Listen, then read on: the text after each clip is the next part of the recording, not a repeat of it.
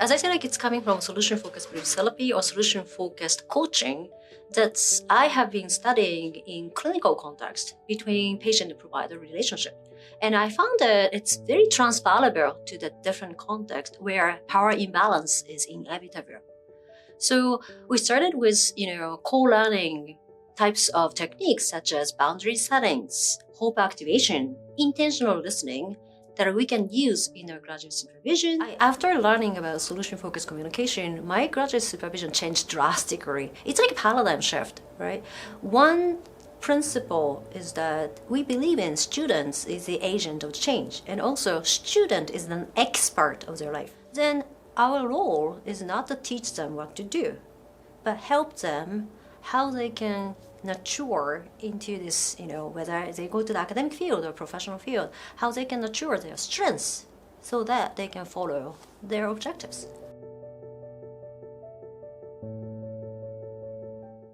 This project actually started really back in 2020 when I got the Learning and Teaching grant. We're interested in really how we can give more professional development opportunities to the faculties who supervise graduate students, because we believe in that graduate supervision matters.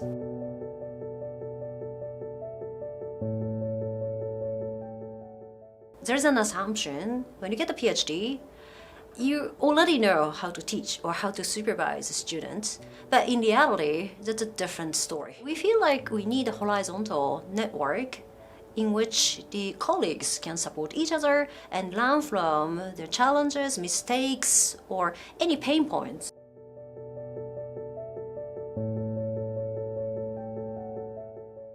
We have done 4 community practices for faculty members, and we had 8 people joining us, and we have done 3 community practice workshop for Master of Professional Communication students, and we got the 12 participants. Faculty members told us they really appreciate the opportunity to talk out their experiences and share their pain points, because pretty much they don't have any space to voice out their concerns. We talk about solution-focused communication, but we spend more time on just sharing what's working and what's not working in our graduate supervision.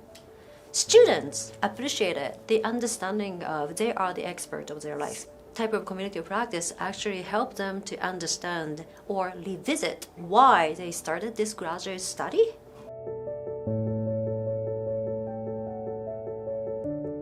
One thing I have learned so far from this process is that there's a big cultural differences between disciplines. At the focus group, one faculty member suggested we should make it more formal education for faculty members, like professional development practices. And maybe each faculty, maybe not the department, but each faculty should have some professional development session, could be mandatory for new and experienced faculties. And I wish to see the champions in each faculty who can teach solution-focused communication or graduate supervision in general, and these champions can sort of custom-made and tailor-fit this professional development for faculty members as well as students.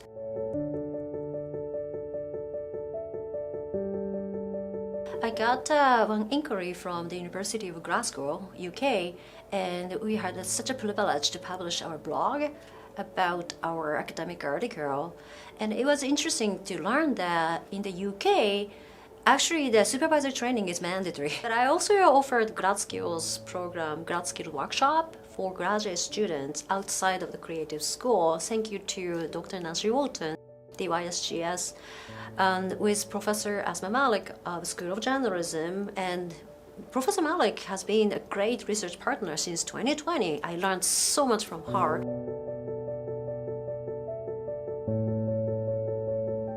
I'd like to see some form of professionalization for the graduate supervisors, because in the end, we're professional educators. So instead of being, in silo and teach and supervise by our own, or just in the role of department, I would like to see more of interdepartmental, interdisciplinary, and across the university and perhaps beyond, some community of practice wherein we can be a professional educator and a professional supervisor. I wish to have more conversation about it. And yeah, thank you so much for the teaching fellowship that I learned so much.